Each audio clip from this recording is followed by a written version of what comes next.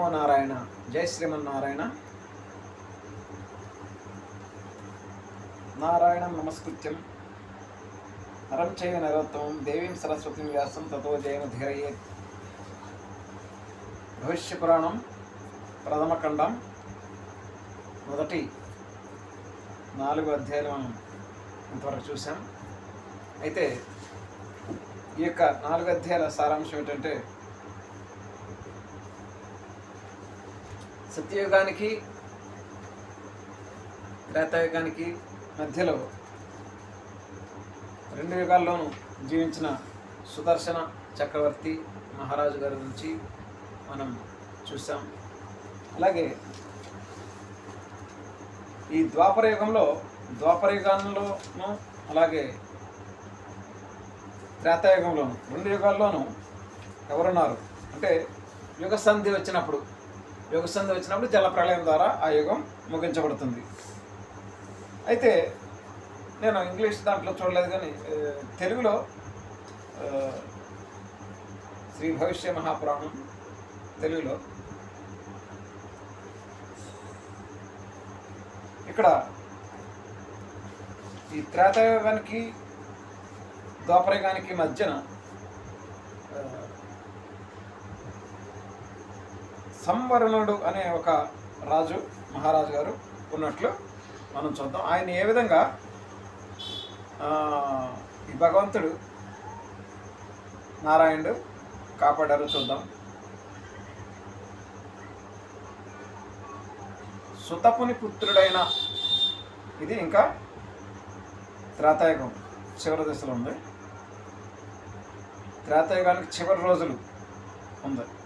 సుతపుని పుత్రుడైన సంవరణుడు హిమాలయాలకు పోయి 100 సంవత్సరాలు తపస్సు చేయగా సూర్యభగవానుడు ప్రసన్నుడై తన కూతురైన తపతికి అతన్ని పతిని చేసి అనుగ్రహించాడు. సంవరణ మహారాజు సంతుష్టుడై సూర్యలోకానికి వెళ్ళాడు.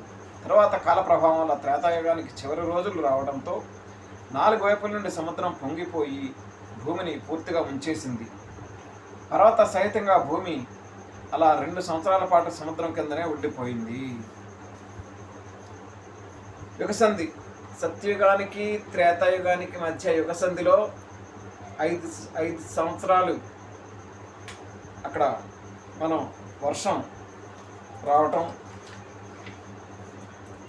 అక్కడ ఆ వర్షంలో సుదర్శన మహారాజు మరలా త్రేతాయుగంలోకి వచ్చి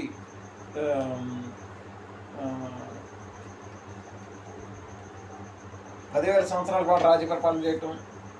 త్రేతాయుగం చివరిలో, అంటే మనం మధ్యలో కథ అంతా మనం చూడటం లేదు. యుగసంధి అంటే ఏ విధంగా యుగసంధి మధ్య యుగానికి మధ్యలో యుగసంధిలో భగవంతుడు ఏ విధంగా ఎవరెవరిని కాపాడుతున్నారు, ఎట్లా కాపాడుతున్నారు చూస్తున్నాం.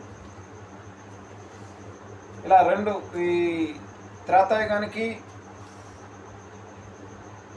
ద్వాపరయుగానికి మధ్య టైంలో సముద్రం పొంగిపోయి భూమిని పూర్తిగా ముంచేసింది. పర్వత సహితంగా మొత్తం భూమి అలా 2 సంవత్సరాల పాటు సముద్రం క్రిందనే ఉండిపోయింది. తర్వాత పెనుగాలులు వచ్చడంతో సముద్రం వెనక్కి వెళ్ళిపోయి భూమి కనబడింది. అగస్త్య మహర్షి తన తేజస్సు ద్వారా భూమిని సారవంతం చేయగా 5 ఏళ్ల కల్లా భూమి వృక్ష గుల్మ సంపదలతో విలసిల్లి వాసయోగ్యమైంది.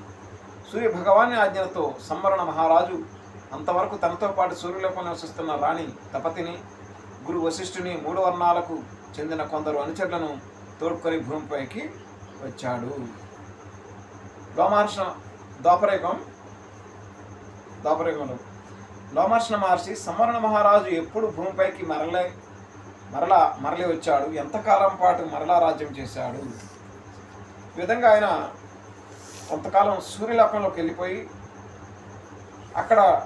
అక్కడ నుండి మరలా తనతో పాటు తపతిని, వశిష్ఠుని, ఇక్కడ చూడండి వశిష్ఠ మహర్షి అక్కడ సుదర్శన చక్రవర్తితో సత్యయుగంలో నుంచి మరలా కాపాడబడి హిమాలయాలకు వెళ్ళి తలదాచుకుని మరలా త్రేతాయుగంలోకి వచ్చారు. మరలా సంవరణ మహారాజుతో కూడా ఇక్కడ వశిష్ఠ మహారాజు ఈ త్రేతాయుగంలో నుంచి ద్వాపరయుగంలోకి వెళ్ళటం ఇక్కడ మనం గమనిస్తున్నాం. గురు వశిష్ఠుని 3 వర్ణాలకు చెందిన కొందరు అనుచరులను తోడుకొని భూమిపైకి వచ్చారు. అంటే ఒక జలప్రలయం ద్వారా ఎప్పుడైతే త్రేతాయుగం ముగించబడిందో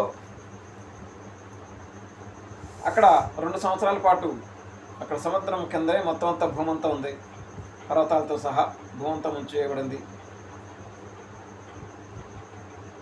ఈ విధంగా ఏ విధంగా వచ్చారు, ఎలా ఆయన రాజ్య పరిపాలన చేశారు, ద్వాపరుల తర్వాత రాజులు ఎవరు అని చెప్పడం,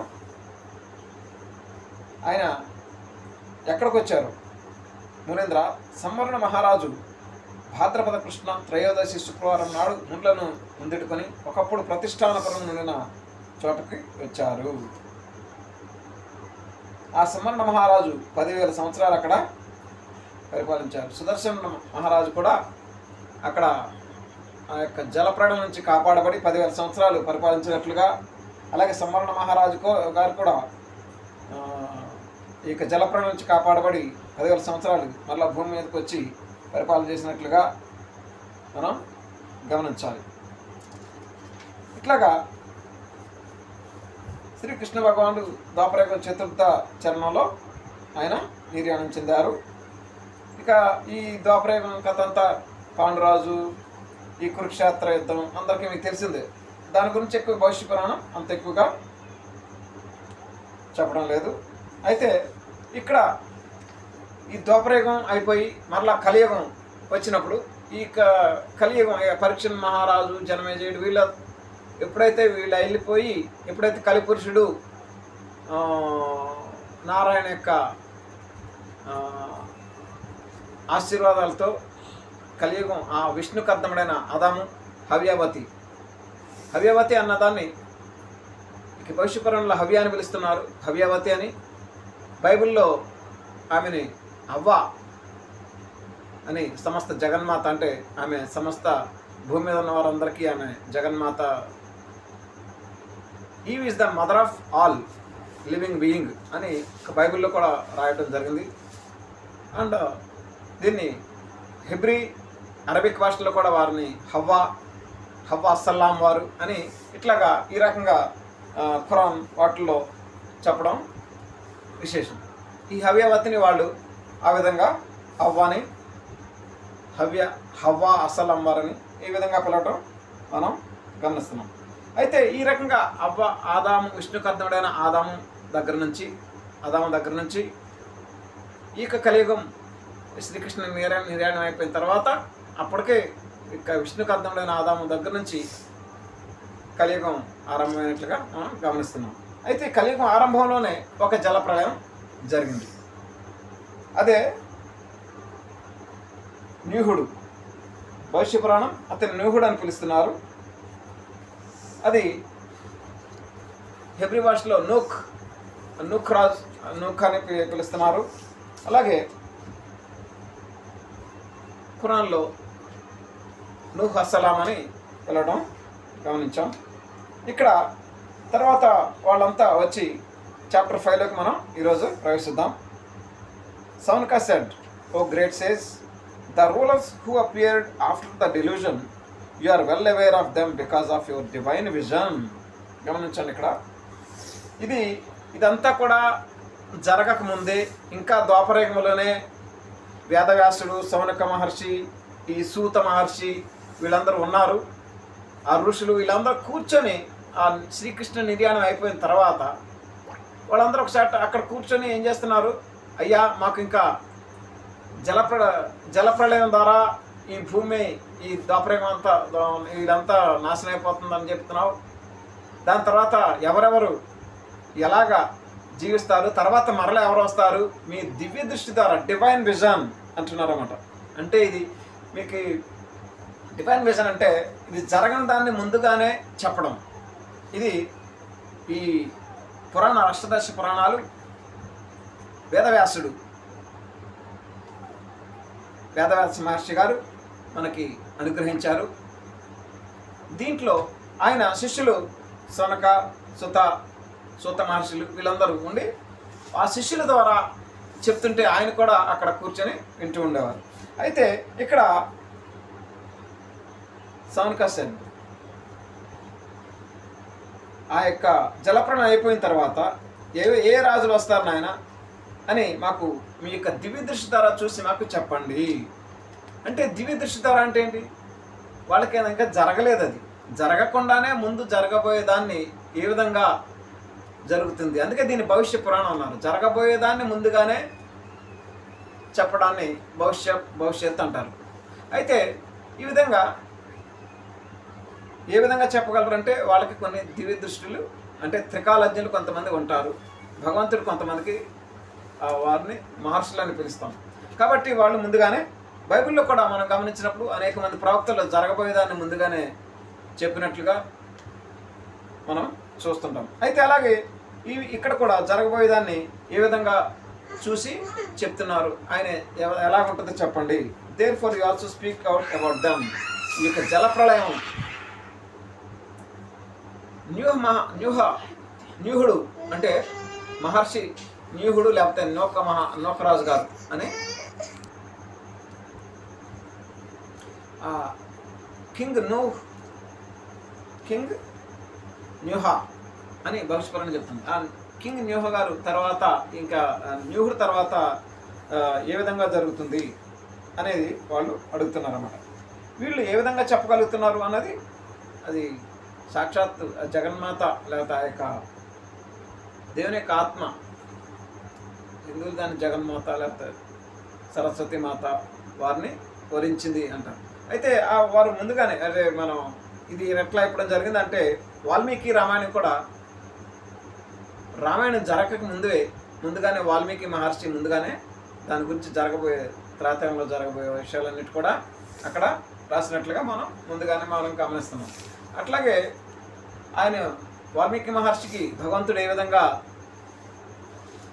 శ్రీరామచంద్రమూర్తి గారి గురించి అవతార మహిమ గురించి ఏ విధంగా ముందుగానే చెప్పగలిగారో, అలాగే ఈ కలియుగంలో కూడా జరగబోయేదాన్ని ఇక్కడ ముందుగానే సూత మహర్షి చెప్తున్నారు. Suta said, the mleccha king Nyuha pleased lord Vishnu with his devotion. ఈ భవిష్య పురాణం ఏమిటంటే, ముందు కలియుగానికి జరగక ముందే వాళ్ళు వారికి దేవుని యొక్క ఆత్మ, ఆ యొక్క spirit of the lord Vishnumaya వారిని ఆవహించి ప్రేరేపించగా, దేవుని ఆత్మ ప్రేరేపించగా, శివుని ఆత్మ ప్రేరేపించగా వాళ్ళు రాసినట్లుగా మనం గమనిస్తున్నాం. అది నేను సొంతంగా చెప్పడం కాదు, పురాణంలోనే నాలుగో భవిష్య పురాణంలో నాలుగవ ఖండంలో ప్రతిసర్గపురంలోనే అది ఒక చాప్టర్లో రాయబడి, ఒక అధ్యాయంలో రాయబడింది. శివుని యొక్క ఆత్మ ప్రేరేపించడం వల్ల ఈ పురాణాలు, అష్టాదశ పురాణాలు రాయబడినవి. అలాగే బైబిల్ కూడా అలాగే కొన్ని ప్రవక్తలు దేవుని యొక్క ఆత్మ చేత ప్రేరేపించబడ్డారు అని అక్కడ ప్రేరేపించబడి వాటిని రాశారు, వాళ్ళ సొంత వ్యాఖ్యానాలు కావు. అలాగే ఇక్కడ కూడా ఈ భవిష్య పురాణం కూడా అలాగే ముందుగానే జరగబోయేదాన్ని చెప్పడం మనం ఇక్కడ గమనిస్తున్నాం. The Suta said, the mleccha king Nyuha please lord Vishnu with his devotion. మ్లేచ్ఛరాజు వంటి నూఖరాజు గారు విష్ణువు యొక్క మహాప్రభు అయిన విష్ణువుని భక్తి శ్రద్ధలతో పూజించి అతన్ని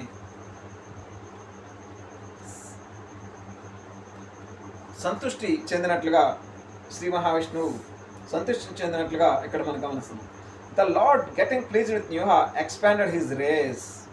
ఆయనకి సంతృష్టి చెందితే అప్పుడు ఏమవుతుంది, ఆ యొక్క తెగనే ఆయన అభివృద్ధి చెందింపజేశారు. He used mleccha language against the Vedas for the development of Kali. ఇక కలి యొక్క బాగా డెవలప్ అవ్వాలంటే అంతకుముందు ఆల్రెడీ ఏది ఉందో అది తగ్గిపోవాలి. అంటే అంతకుముందు ఎక్కువ భాష, ఎక్కువ సంస్కృత భాష, దేవలిపి ఎక్కువగా బ్రహ్మలిపి ఉండేది. Brahmi language was brought in use creating the end words.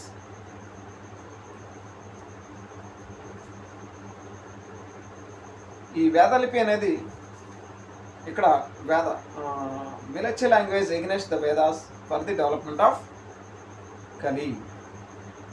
కలిపురుషుడు అలా అభివృద్ధి చెందాలంటే అక్కడ ఒక మ్లేచ్ఛ భాషలు అనేకంగా రావాలి. The extra intelligent lord of wisdom himself created these languages for Nyuha. అక్కడ భగవంతుడు అనేకమైనటువంటి ఈ భాషలు భూమి మీద ఈ న్యూహ మహర్షి గారు లేకపోతే న్యూహరాజు గారు న్యూహరాజు గారు ఎప్పుడైతే అక్కడ ఉన్నారో ఆ సమయంలోనే ఈ యొక్క భాషలు అనేవి కూడా డెవలప్ చేసినట్లుగా extra intelligent lord of wisdom యొక్క తెలివికి బుద్ధికి ప్రభు అయినటువంటి ఆయన ఈ యొక్క భాషల్ని అభివృద్ధి చేసినట్లుగా bestowing wisdom on him at the same time ఆయనకి ఆ భాషల యొక్క వరం కూడా ఆయనకి ఇచ్చినట్లుగా మనం ఇక్కడ గమనించాలి. ఇక్కడ లిపిలు కూడా వారే రాసినట్లుగా ఇక్కడ భవిష్య పురాణ తెలుగు గ్రంథంలో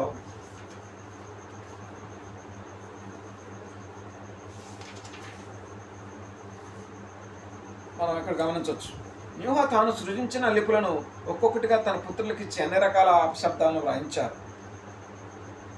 లిపులు ఏంటంటే ఇప్పుడు తెలుగు అనేది ఒక లిపి, ఇంగ్లీష్ అనేది ఒక లిపి, హిందీ అనేది ఒక లిపి, ఇలాంటి లిపులు వీటిలన్నిట్లు కూడా తాను సృజించిన లిపులు ఒక్కొక్కటి ఇచ్చి తన పుత్రులకి ఆయన ఇచ్చినట్లుగా ఇక్కడ తెలుగు వ్యాఖ్యానం ఒకటి చెప్తుంది. Thereafter, using the reverse order, Nuh gave the names of his 3 sons.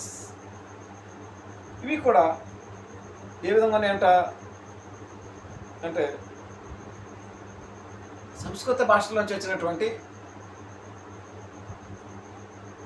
దానికి అనుగుణంగా మన తెలుగు ఉందనుకోండి, సంస్కృతానికి అనుగుణంగా ఉంటుంది. అంటే వెనక నుంచి లెఫ్ట్ సైడ్ నుంచి రైట్ సైడ్కి రాస్తుంటారు.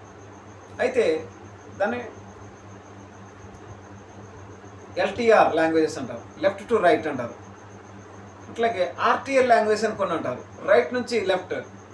అంటే కుడి వైపు నుంచి మొదలుపెట్టి ఇట్లా రాసుకుంటా వెళ్తూ ఉంటారన్నమాట.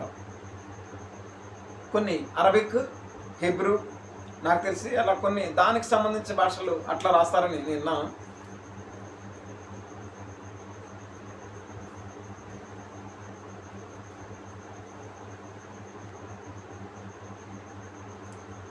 Thereafter, using the reverse order, Nuh gave the names of his 3 sons.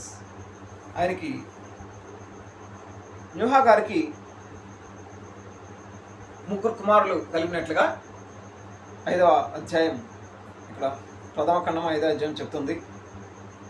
ప్రత్సర్గ పర్వం సీమ, హేమ అండ్ యాకుత. ఒకసారి చూడమ్మా, బైబిల్లో ఏం పేర్లు ఉన్నాయో ఒకసారి. ఆది ఖండం 5వ అధ్యాయం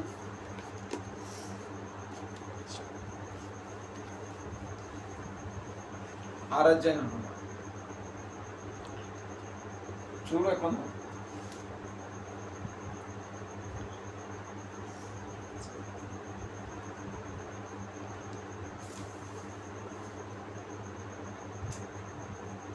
న్యూహ గారి గురించి ఖురాన్లో కూడా మనం చూద్దాం. ఖురాన్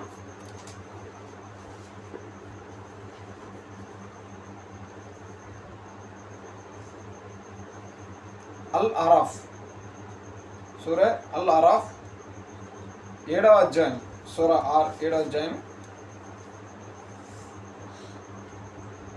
59 నుంచి. మేము నూహును అతని, ఇది దివ్య ఖురాన్, ఇది 10 సంవత్సరాల క్రితం నేను బుక్ ఎగ్జిబిషన్లోనే పుస్తక ప్రదర్శనశాలను దీన్ని కొన్నాను. అయితే ఈ ఖురాన్ గురించి మీకు తెలియదు. నాకు 20 సంవత్సరాల క్రితం ఈ ఖురాన్ గురించి కూడా ఎట్లా నేను చూడాలి అని ఎంతో ఆశతో ఉండేవాడిని. ఒక ఖురాన్ గ్రంథం దొరకాలంటే నాకు చాలా ఇబ్బంది అయిపోయేది. కొన్ని అట్లాగా మసీద్ దగ్గరికి వెళ్ళి వాళ్ళని అడిగితే, బాబు ఖురాన్ ఒక పుస్తకం కాదు 3 పుస్తకాలు ఉన్నాయని వాళ్ళు. నేను చాలా బాధపడ్డాను. 3 పుస్తకాలు అంటే చాలా కష్టం. దాంట్లో 3 పుస్తకాలు అంటే ఫస్ట్ అరబిక్, తర్వాత ఇంగ్లీషు, తర్వాత తెలుగులో అట్లా ఉండేది. 3 పుస్తకాలు కలిపి 450 రూపాయలు అయినప్పటికీ అది తీసుకున్నాను.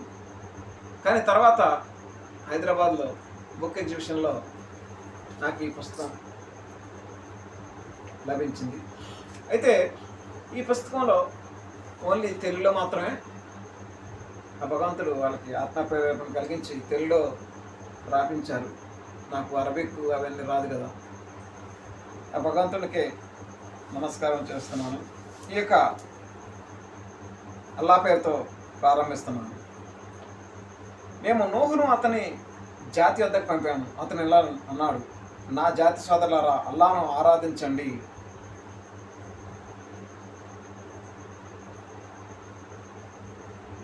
ఇంకా ముందుకెళ్తే, మీకు ఆశ్చర్యం కలిగిందా? మీ వద్దకు స్వయంగా మీ జాతికి చెందిన ఒక మనిషి ద్వారా మీ ప్రభువు జ్ఞాపకం వచ్చిందని, మిమ్మల్ని హెచ్చరించడానికి, మీరు చెడు నడతకు దూరంగా ఉండడానికి, మీపై దయ చూపడానికి. కానీ వారు ఆయన తిరస్కరించారు. చివరకు మేము ఆయన సహచరులను ఒక పడవ ద్వారా విముక్తి కలిగించాము. అంటే ఇప్పుడు నేను ఏమని చెప్పాలని చూస్తున్నానంటే, ఒక పడవ ద్వారా వారిని విముక్తి కలిగించాము అంటున్నారు. ఒక పడవ ద్వారా విముక్తి కలిగించాము అంటే, ఈ యొక్క కలియుగ ఆరంభంలో మొదటి చరణంలో ఒక పడవ ద్వారా వీరిని రక్షించబోతున్నాడు అని సూత మహర్షి భవిష్యపురాణం చెప్తే, ఆల్రెడీ ఖురాను దాన్ని ధృవీకరిస్తుంది. ఆల్రెడీ జరిగిపోయిన తర్వాత, కథ అంతా జరిగిపోయిన తర్వాత రాసిన గ్రంథం ఈ బైబిల్, ఖురాను గ్రంథాలు. కానీ ఈ చరిత్ర జరగకముందే రాసింది భవిష్యపురాణం. గమనించారా? ఇది ఒక పడవ ద్వారా, ఆ పడవ ఎంత ఎత్తు ఉండాలి, ఎలా ఉండాలి, ఇదన్నీ కూడా భగవంతుడు విష్ణుమూర్తి ఆ యొక్క న్యూహుడికి కళ్ళలో కనిపించి అతనికి చెప్పినట్లుగా మనం 4వ అధ్యాయంలో మనం చూసాం. అయితే ఇప్పుడు 5వ అధ్యాయంలో అయిపోయిన తర్వాత ఇప్పుడు చూడండి, ఒక పడవ ద్వారా ఈ కలియుగారంభంలో న్యూహుడు అనే రాజు, న్యూహుడు అనే మహర్షి అక్కడ జలప్రళయం నుంచి కాపాడబడ్డారు. సంవరణ మహర్షి ఆయన సూర్యలోకానికి వెళ్ళి మరల భూమికి దిగి వచ్చినట్లుగా ఆ యొక్క 2వ అధ్యాయంలో మనం చూసాం. ఆ త్రేతాయుగానికి సత్యయుగానికి మధ్యలో ఉన్నటువంటి సుదర్శన మహారాజు హిమాలయాల్లోకి వెళ్ళి అక్కడ తలదాచుకున్నట్లుగా అక్కడ మనం గమనించాం. ఈ విధంగా ఒక్కొక్క యుగంలో ఒక్కొక్క రకంగా భగవంతుడు జల ప్రళయాల నుంచి తనకు ఇష్టమైన భక్తులను ఆయన కాపాడుతూ ఉన్నారు. అలాగే కలియుగానికి మరలా రాబోయేటువంటి నీతియుగం, లేక ధర్మయుగం, లేక సత్యయుగం, ఈ యొక్క యుగ సంధిలో కూడా భగవంతుడు ఎవరిని కాపాడతారు మనకి తెలియదు. అయితే ఇక్కడ ఇంకా ఏ విధంగా జరుగుతుంది? ఆయనకి సీమ, హేమ, యాకూత. చూడు బైబిల్లో ఏమన్నా చూడు, నోవా కొడుకుల పేర్లు బైబిల్ ఏమైనా రాశారని చూడు. ఎన్ని అధ్యాయం చూడు ఫస్ట్? అది 5వ అధ్యాయం చూస్తున్నాను. ఇంట్లోనే రాశారు.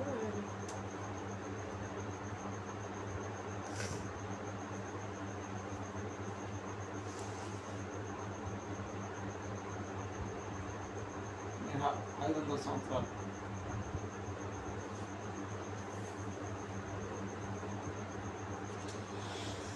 ఆయన కుమారులు సీమ, హేమ, యాకుత. అంటే సీమ, కోనసీమ, రాయలసీమ అని చెప్తారు కదా. దీన్ని బైబిల్లో షేము, హాము, యాపేతు అని అక్కడ పేర్లు. షేము అన్నదాన్ని ఇక్కడ సీమ అంటే కోనసీమ, రాయలసీమ అనే ఇట్లాగా కొన్ని మన తెలుగులో మనం చూస్తుంటాం. హేమ, ఇక్కడ హేమ అన్నదాన్ని హామ, షేము, హాము, యాపేతు. యాపేతు అన్నదాన్ని ఇక్కడ యాకుత అని, ఇక్కడ Yakuta the son of Nyuha had 7 sons known as Jumra, Majuja, Yamuna. కూర్చో.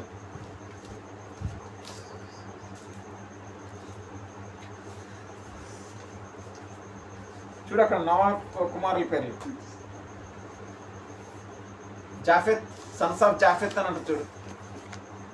ఎక్కడుంటారు చూడు దాని పేర్లు చూపించారు. The son of Nyuha had 7 sons known as Jumra, Majuja, Yunana, Tuva, Lomashaka, Terasa and Madi. Each one of them, ఈ యొక్క యాకుత అంటే నోవా గారి కుమారుడు అంటే ఒక తరం అయిపోయింది. యాకుత గారికి ఇంకా 7 కుమారులు వచ్చినట్లు చూస్తుంది. Each one of them had a also a country according to their names. ఇక భూమి మీద నుండి ఈ యొక్క 7 కుమారులు వాళ్ళకి వాళ్ళ పేర్లను అనుసరించి ఒక్కొక్క దేశం, తువా అంటే తువాలు అనేది ఒక దేశం, మాది, మాదియా, పార్సిక, అట్లా కొన్ని దేశాలు పేర్లు, కొన్ని దేశాల పేర్లు కూడా వస్తాయి అని చెప్తున్నారు. These countries are known as Jumra, Dashakannabja, Riphata, Tajarruma etcetera. These are the countries for Yunana and his other Sons.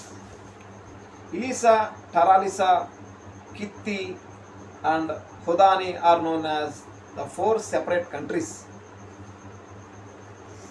His second son had 4 sons known as Kanana.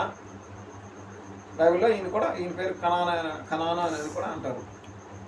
Mishra అంటే మిశ్ర దేశం అంటే ఈజిప్ట్ అనేది మిశ్ర దేశం. కుజా అండ్ కుష అంటే ఈ కుష అనేది ఏమన్నా చెప్పు. The sons of Japheth, Gomer and Magog and Madai and ఏంటంటే మళ్ళీ స్లోగా చదువు. Sons of Jacob, Gomer, Magog, Madai, Javan, Tubal, Meshech and Tiras. అయితే ఇక్కడ మాజూజాకి అక్కడ మాగోగ్ అని రాసినట్టున్నాడు. తర్వాత మాదాయికి ఇక్కడ మాది అని రాశాడు. జవాన్కి యువానా అని రాశాడు. తుబాల్కి ఇక్కడ తువా అని రాశాడు. లోమసక అని రాశాడు. తెర్సా వాడైన పౌలు అంటారు. తెరాస అనేక పేర్లు ఇక్కడ ఆ యొక్క దేశాలకి వచ్చినట్లుగా గమనించాం. తర్వాత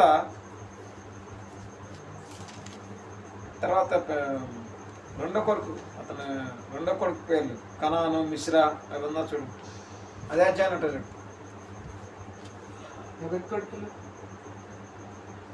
ఆ తమ్ముడు కొడుకులు దాని కింద ఇంకెవరన్నా చెప్పు, దాని తర్వాత చెప్పు. And the sons of Gomer, Ashekanaz and Riphath and Togarma. And the sons of Javan, Elisha and Tarish. Yakub Ham సంతానం కావాలి. హాము సంతానం సెకండ్ సన్. హాము సంతానం హామా అన్నాడు ఇక్కడ. And the sons of Ham కుమారులు కుషు, మిస్రాయిము. అది కుషు. ఇక్కడ కుషకి ఇక్కడ కుష అని రాశాడు. లవకుశల్లో అంటే కుష అంటే లవకుశల్లో మన త్రేతాయుగం ఉన్నటువంటి లవకుశల్లో ఒకలాగా ఇక్కడ కుష అన్న పేరు ఇక్కడ గమనిస్తున్నాం. మిశ్రా ఇక్కడ మిశ్రా అని ఉంది. పూతు కనాన్ ఇక్కడ కనానా అని రాశాడు. చాలు. The Mleccha countries were known for each one of them. The names of Kusha were Sava, Habila. Kusha యొక్క పేర్లు ఏం చెప్తున్నాడు. శవా, హబీలా అని చూడ అక్కడ. సర్వతో రాగమ ఉంది. రాగమ ఏముంది? And the sons of Cush, Seba and Havila. కుషుని యొక్క పేర్లు అంటే కుషులు. ఆ కుషుడు అనగానే ఈ కుషుడు త్రేతాయుగంలో ఉన్నటువంటి కుషుడు కాదు, కలియుగంలో వచ్చిన కుషుడు ఇక్కడ. అది మనం బాగా గమనించాలి. కలియుగం వచ్చిన కుషుడు యొక్క పేర్లు ఏంటి? సభ Seba and శబ అని ఉంది, ఇక్కడ శబ అని రాస్తుంది. Okay, Seba and Havila. హబీలా అని రాస్తుంది తెలుగులో, ఇక్కడ హబీలా అని ఉంది. And Saptaha. సవితక And Rayama. సర్వతో రాగ్మ. And Saptechaha. సప్తేచ. ఇంకా నిమ్రుహ అని లేదా? నిమ్రుహ. And the sons of Rama, Sheba and Sons of Rama. Nimrod. నిమ్రుహ అని రాశాడు, అక్కడ నిమ్రోద్ అని రాశాడు. ఈయన కుషుని యొక్క కుమారులు. All of them had the sons named. అక్కడ all of them had the sons named. అక్కడ బాగున్న, రసన అండ్ దేశక వీళ్ళకి కుమారులు. Listening to these words all the sages were absorbed in yoga nidra. ఇవన్నీ విన్న తర్వాత వాళ్ళకి యోగ నిద్రలోకి ఋషులందరూ వెళ్ళిపోయారు. అంటే ఇదంతా కథ చెప్తున్నారు, ఈ విధంగా జరగబోతుందని చెప్తే సరే అని చెప్పి వాళ్ళకి యోగ నిద్రలోకి వెళ్ళిపోయారు. After the lapse of 2800 years, Buddha again sang, it shall mention about the Seema race. Shema సంతానం చూడు. ఈ సెమిటిక్ వీళ్ళందరినీ ఏమంటారు? సెమిటిక్ ట్రైబ్స్ అంటారు. ఇది మీకు కావాలంటే కూడా సెమిటిక్ ట్రైబ్స్ అని కూడా అంటారు. సీమ అంటే ఈ యొక్క జాతులు ఎక్కడెక్కడ ఉన్నారు ఈ భూమి మీద కలియుగంలో. It shall mention about the Seema race in which the king named Seema was first born. Seema Shem ఇంగ్లీష్లో షేము, SHEM, షేమ్. నోవహ కొడుకుల పేర్లే వాళ్ళు. Now these are the generations of the sons of Noah, Shem, Ham and Japheth. Shame కుమారుల పేర్లు చెప్పు, అదే చాప్టర్లో ఉంటుంది. పెలెగు. The Sema was first born. The Mlechach king ruled the country for 500 years. Thereafter he got a son named Arkansada, who graced the royal throne for 434 years. He was succeeded by his son Simha. 24. Arkansada అని ఎక్కడ ఉందని చూడు బైబిల్లో.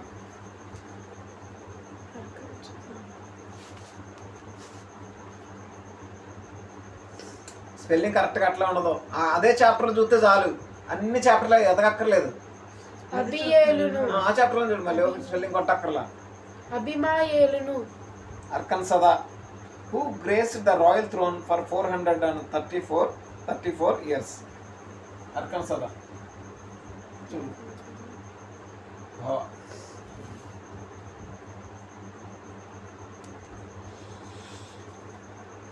He was succeeded by his son Simha, whose reign extended up to 480 years. 8 years. He had a son named DVRA, Dora. He ruled the country as long as his father did. Falaja was the name of his son. Pelegu. ఇందాక చెప్పా కదా పెలెగు. షేము కుమారులు. పెలెగు అని చెప్పా కదా అక్కడ. చెప్పు. షేము కుమారులు. పెలెగు. ఏలే అనగా అతని దినములలో భూమి దేశము ములుగా విభాగింపబడెను. అంటే పెలెగు ఏంటి? పెలెగు. ఏలే అనగా అతని దినములలో భూమి దేశములుగా అంటే ఈ పెలెగు అనే ఫలజా, ఇక్కడ ఫలజా అని చెప్పారు. He ruled the country as long as his father did. Falaja was the name of his son, who ruled the country for a period of 200 years. ఈయన ఈ ఫలజా అన్నదాన్ని బైబిల్లో పెలెగు అనే పేరు ఉన్నట్లు గమనిస్తున్నాం. ఆ యొక్క ఈ ఫలజా రాజుగారి యొక్క దినాల్లోనే ఈ భూమిని దేశాల కింద, అంటే ఇది అమెరికా, లేకపోతే ఇది భారతదేశం, లేకపోతే ఇది ఈజిప్ట్ అని ఇట్లాగా కొన్ని దేశాల కిందగా దాన్ని విభజించినట్టుగా బైబిల్ గ్రంథం చెప్తుంది. Who ruled for a period of 200 years. He had a son named Ravu, whose reign extended up to 237 years. చూడు అతని కుమారుడి పేరు, పెరిగే కుమారుడి పేరు కొట్టక్కర్లేదు అని చూడు. దాని తర్వాత నెక్స్ట్ పెరిగే కుమారుడు అంటే నేను అక్కడ దాని కిందకి వెళ్ళి ముందు చూడు. షేమ్ కుమారులు ఏలాం అండ్ అషూర్ అండ్ అర్ఫక్షద్, లూడ్ అండ్ అరామ్. ఏంటి అర్ఫక్షద ఇక్కడ అర్కన్ సదా అని రాశాడు. చాలు. ఇప్పుడు పెలెగు చూడు. పెలెగు కొడుకు పేరేంటి చెప్పు. రావు అని ఇక్కడ పెలెగు సహోదరుని పేరు రాస్తుంది. చెప్పు. అతని సహోదరుని పేరు జెక్తాను. And to Eber were born 2 sons. The name of one was Peleg, for in his days was the earth divided, and his brother's name was Joktan. ఆ పెలెగు కొడుకు పేరేంటి అని చెప్తున్నా.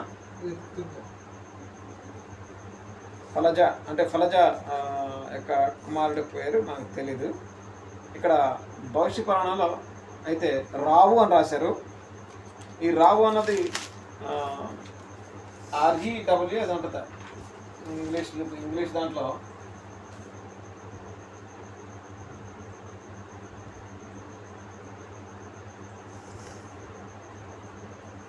RAU అంటుంది. RAU అని ఉంటుంది చూడు. ఫలజ కొడుకు RGU కానీ RAU కానీ ఉంటుంది. రావు RAU కానీ REU కానీ RAU కానీ REU కానీ ఉంటుంది చూడు. దీంట్లో RAU అన్నాడు. RAU కానీ REU.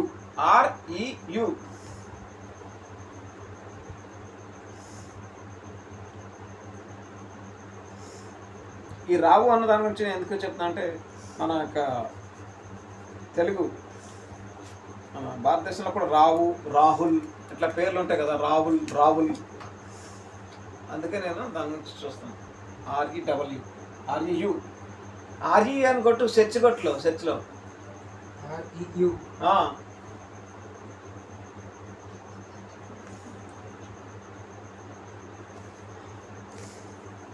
And Peleg lived 30 years and beget Reu.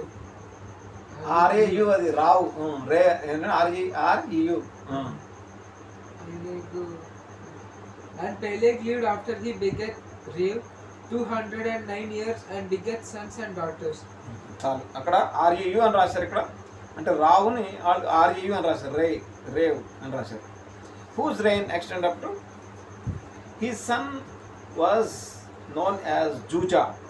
ఈ రావు యొక్క కుమారుల పేరు ఏం చెప్పు ఉందా? కిందకి వెళ్తా ఉంటుంది. Juja, who ruled the country like his father. He had a son named Nihura. He ruled the country for 160 years. Nuhur's son was Tahir, who had ruled like his father. He had 3 sons named Avirama, Nahura and Harana. చెప్పండి.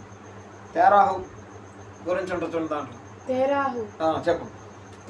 తేరాహు తన కుమారుడకు అబ్రహాంను తన కుమారుడకు అనగా హారాను కుమారుడకు లోతును తన కుమారుడకు Abraham భార్య అయిన షారాయి తన కోడలని తీసుకొని కనుక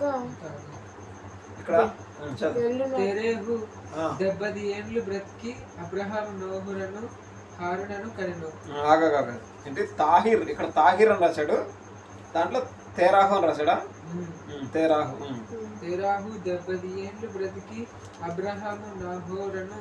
అవిరామ ఇక్కడ అవిరామ అని రాశాడు. ఓకే. అవిరామ అని వాళ్ళు అభిరామ్ అని పిలుస్తున్నారు. అబ్రహాం అని పిలుస్తున్నారు. ఓకే. అదే ఖురాన్లో అయితే ఇబ్రహీం అని పిలుస్తారు. ఇక్కడ అవిరామ అని ఇక్కడ చెప్తే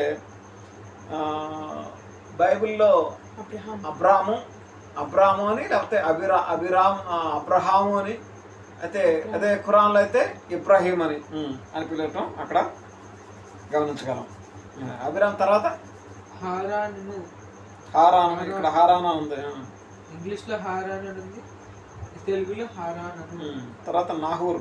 హారాన్ అని కలిగి అభిరాము, హారాను, నాహోరం లేదా? అబ్రహాము, నాహోరు, నాహోరం రాజు, ఇక్కడ నహూరా అని రాజు. నాహోరు. The race has been mentioned for the namesake only because of the curse of the goddess Saraswati. These mlechas are used the extremely degraded lecture languages.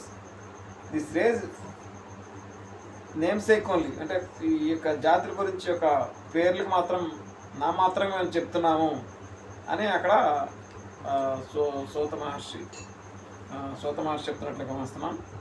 Because of the curse of the goddess Saraswati these mlechas. చూసారు ఇక్కడ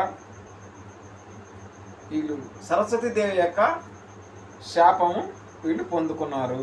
because of the curse of the goddess Saraswati. Saraswati Devi వారిని శపించినట్టుగా ఇక్కడ గమనిస్తున్నాం. These mlechas used the extremely degraded mlech language. అది కొంచెం degraded language అంటే తక్కువైన అధమైనటువంటి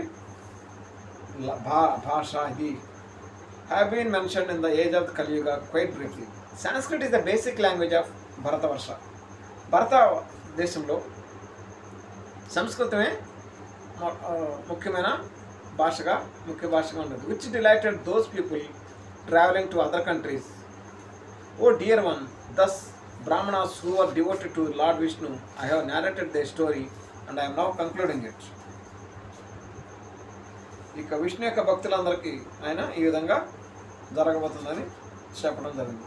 వ్యాస సెడ్, ఇప్పుడు వ్యాస మహర్షి అంటే ఈ సూత మహర్షి యొక్క గురువు గారు, ఆయన యొక్క కొడుకు సౌనకుడు, తర్వాత సూత మహర్షి. వ్యాస said, listening to this narration, the people of the city of Vishala, together with all the ascetics and sages, offering praise to Naranarayana and adoring them, delightfully adored them for 200 years. 200 సంవత్సరాలు ఆ యొక్క నరనారాయణని పూజించినట్లుగా. ఇది విన్న తర్వాత అంటే జరగబోయేది ఏ విధంగా ఉంటుంది అన్నది వాళ్ళు కళల్లో మాత్రమే చూస్తున్నారు. ఎట్లా జరుగుద్దో వాళ్ళందరికీ ఇంకా తెలియదు.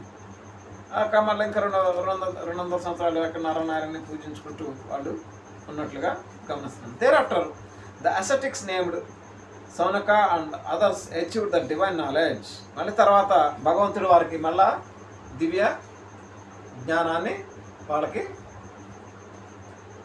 అనుగ్రహించారు. Performing oblation and worship of the gods and meditating upon the Lord Janardhana, they humbly questioned the sage Lomharshana. అప్పుడు వాళ్ళకి ఇంతవరకే వాళ్ళకి నాలెడ్జ్ వచ్చింది. దాని తర్వాత అప్పుడు నాలెడ్జ్ గురించి అప్పుడు మరలా మహర్షిని వాళ్ళు అడుగుతున్నారు. They said, O disciple of the sage Vyasa and O intelligent one, let you enjoy the long life. O Lord, you kindly narrate the story of the person who is presently ruling the country.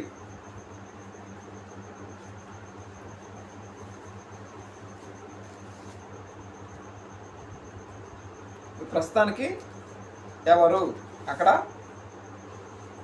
Next ఎవరు పరిపాలిస్తారు తర్వాత అన్నట్లు వాళ్ళు ఆసక్తిగా అడుగుతున్నారు. Suta said, O son of Bhargava, after the lapse of 3000 years of the age of the Kali యొక్క 3000 సంవత్సరాలు అయిపోయిన తర్వాత, during the present time there is a king named Shankha who is ruling Anantapur అనేటువంటి అనంతపుర అనే ప్రదేశాన్ని శంఖుడు అనే ఒక రాజుగారు శంఖరాజు గారు ఉండేవారు. The way in which the race of Shakapati was expanded in the Mlech country, Shakapati అనే జాతి అక్కడ మ్లేచ్ఛ దేశంలో అభివృద్ధి అయింది. Is being narrated by me.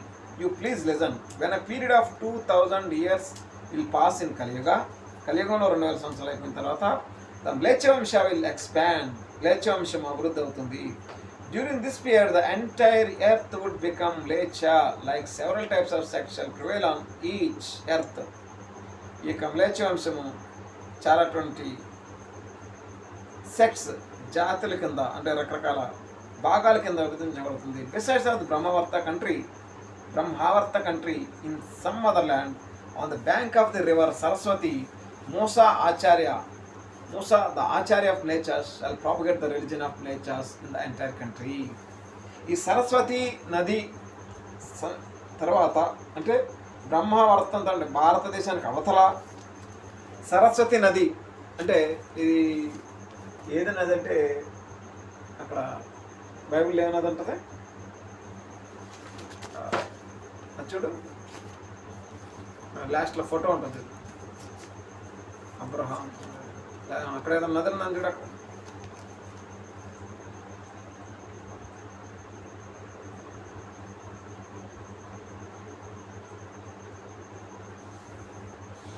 నాకు తెలిసి నది నైలు నది ఈ ఈజిప్ట్ దేశంలో నాకు తెలిసినంతవరకు ఈయన మూసా అంటే మూసాచార్య అని ఇక్కడ మూసాచార్య అని ఇక్కడ భగవద్గీత భవిష్య పురాణం చెప్తుంటే ఈయన్ని మూసా అసల్లాం వారు అని మూసా అసల్లాం వారు అని ఖురాన్లోను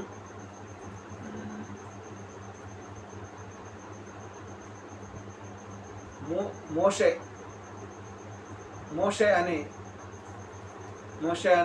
బైబిల్లోను ఇక్కడ మనం చూస్తుంటాం. ఈయన మోషే ఆచార్యులు ఈయన రాజు కాదు ఒక ఆచారి అని చెప్తున్నాడు. అంటే మోసాసల్లాం ఒక ప్రవక్త అని అక్కడ చెప్తున్నాడు. ఇక్కడ ఒక ఆచారి మోషాచారి గారు ఈయన యొక్క మ్లేచ్ఛ ధర్మాన్ని ఆయన వ్యాపింపజేస్తారు అని ఇక్కడ చెప్పడం జరిగింది. It is stated that Vedas as the language of the Vedas disappear during the age of the కలి. ఈ వేదాలు కానీ ఈ వేద భాషలు కానీ అసలు కనిపించవు, అదృశ్యమైపోతాయి ఈ కలియుగంలో. ఆ యొక్క మోషాచార్యులు వచ్చినప్పుడు ఓసేజ్ మ్లేచ్ఛ language of 4 types.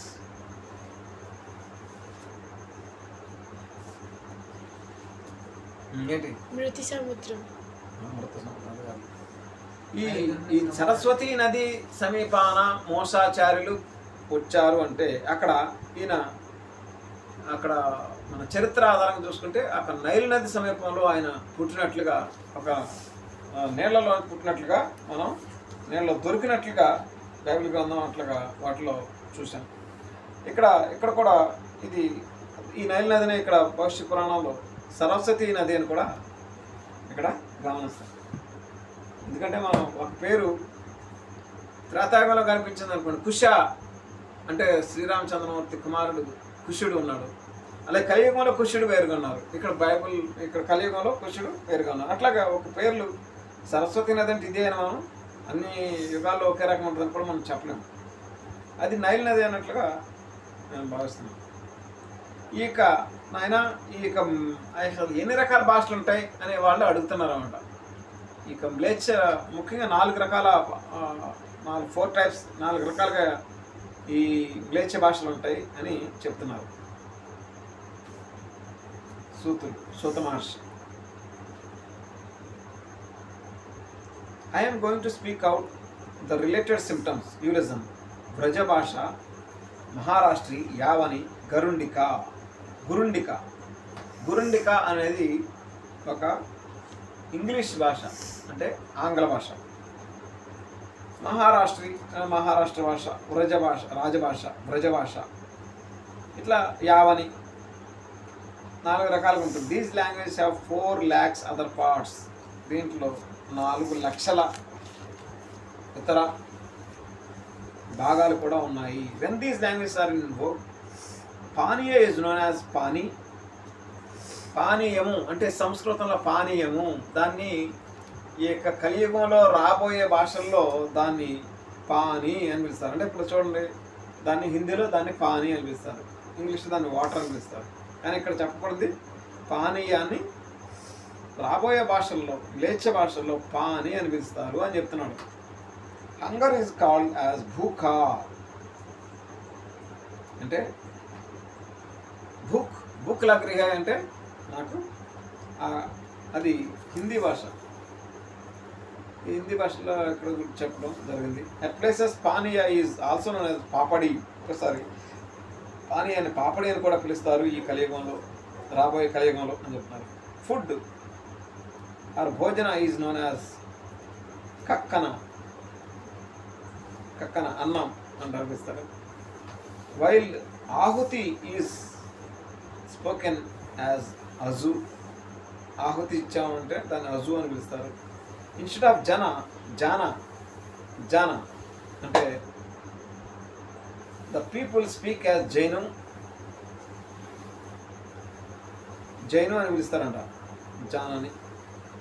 While the సప్త సింధు దే స్పీక్ సప్త హిందూ, అక్కడ అప్పటి వరకు దాన్ని సప్త సింధు అని ఏదైతే సంస్కృత భాష ఉందో దాన్ని సప్త హిందూ అనే పేర్లుగా పిలుస్తారు. In the language of Yavanas. Similarly in the language of the whites Ravivara, Ravaivara is spoken as Sunday. రవివారము హిందీని మనం తెలుగులో ఆదివారం అని పిలుస్తాం, కానీ దాన్ని సండే అని పిలుస్తారని కూడా ముందుగానే కలియుగం రాకముందే ద్వాపరయుగంలోనే ఈ రవివారం, దీన్ని సంస్కృతంలో రవివారం అని పిలుస్తారు, రవివారం, దాన్ని సండే అని పిలుస్తారు అని క్లియర్గా ఇక్కడ చెప్పడం. ద మంత్ ఆఫ్ ఫాల్గుణ, ఫాల్గుణ అనే చైత్ర మాసం, ఫాల్గుణ మాసం ఇట్లా పిలుస్తాం కదా, దాన్ని మంత్ ఆఫ్ ఫిబ్రవరి అని ఇస్తారు. ఫిబ్రవరి అని కూడా క్లియర్గా ఇక్కడ మెన్షన్ చేయడం జరిగింది. షష్ఠి, షష్ఠి పూజ అనే 60 అనే సంఖ్యని గరుండిక భాషలో అంటే గురుండిక అనే భాషలో, గురుండిక అంటే ఇంగ్లీష్ భాషలో దాన్ని 60 అని పిలుస్తారు. అంటే ఇదంతా కొంచెం కొంచెంగా చిన్న చిన్నగా అక్కడ సూత మహర్షుల వారు చెప్తున్నారు. This has been stated that all the 7 puras of Bharata will be facing violence. అంటే భరత వర్షంలో అక్కడ 7 పురములు ఉంటాయి, అంటే 7 నగరాలు ఉంటాయి. అక్కడ వాళ్ళందరూ కూడా హింసకు గురవుతారు, ఒక రకంగా కాబట్టి ఇంకో రకమే, in one form or other. This is because in the Arya country the robbers, Sabaras, Bhilas and fools will prevail. చాలా అటువంటి హింసలు అనేది భరతవర్షంలో జరుగుతాయి. In the mleccha countries people in spite of being wise shall follow the mleccha dharma. ఈ మ్లేచ్ఛ దేశాల్లో ఇన్స్పైట్ ఆఫ్ బీయింగ్ వైజ్ అంటే జ్ఞానులుగా ఉండకుండా వీళ్ళు ఏం చేస్తారంట, షాల్ ఫాలో మ్లేచ్ఛ ధర్మాన్ని అనుసరిస్తారు. Because all the virtues would be in the hands of mlecchas. అంటే వాళ్ళకి చాలా అటువంటి గొప్ప సైన్స్లో టెక్నాలజీకి అంత పరంగా ఈ మ్లేచ్ఛ ధర్మం కూడా బాగా అభివృద్ధి అవుతుంది. అటువంటి వర్చ్యూస్ వాళ్ళ దగ్గర మ్లేచ్ఛ లేక ఆధ్వర్యంలోకి వెళ్ళిపోతాయి. The blemishes shall be possessed by the Aryan people. ఆర్యులకి ఆర్య మతానికి మత్స ఏర్పడుతుంది, blemish. Blotches would rule the Bharatavarsha. ఈ మ్లేచ్చులు భారతదేశం కూడా పరిపాలించబోతారు అని చూడప్పుడు మన భారతదేశాన్ని ముస్లింలు కొంతమంది పరిపాలించారు, క్రైస్తవులు అంటే ఆంగ్లేయులు, బ్రిటిష్ వాళ్ళు పరిపాలించారు, ఇంకా ఎవరు పరిపాలించారో మనకు తెలియదు. ఇట్లాగా పరిపాలించబోతారు. మ్లేచాస్ వుడ్ రూల్ ద భరతవర్ష. భారతదేశాన్ని ఈ మ్లేచ్చులు ఎవరైతే ఆదాము సంతతితో లేకపోతే మోషాచార్యుల యొక్క సంతతిలో వస్తారో వాళ్ళు వచ్చి, అంటే మోజస్ యొక్క సంతతిలో ఎవరైతే వస్తారో వాళ్ళు వచ్చి ఇక్కడ పరిపాలిస్తారు, వాళ్ళు నమ్మేవాళ్ళు. O best of the sages and intelligent one thus realizing you should be devoted to the lord listening to these narrations the people wept bitterly. ఈ ఋషులందరూ కూడా ఏడుస్తూ ఉన్నారంట. ఎందుకంటే ఈ ఆర్య ప్రజలు మత్సలతో ఉండిపోతారు. మ్లేచ్ఛ మతం బాగా, మ్లేచ్ఛ ధర్మం బాగా అభివృద్ధి చెంది వాళ్ళే ధనికులుగా అంటే ఎక్కువగా ప్రభావం మహిమ కలిగి ఉంటారు అని చెప్పినప్పుడు ఈ ఋషులందరూ కూడా చాలా బిట్టర్లీ, చాలా అంటే చాలా దుఃఖదాయంగా వాళ్ళు ఏడ్చినట్లుగా, బాగా ఏడ్చినట్లుగా ఇక్కడ మనం గమనించాము. అతః పంచదశ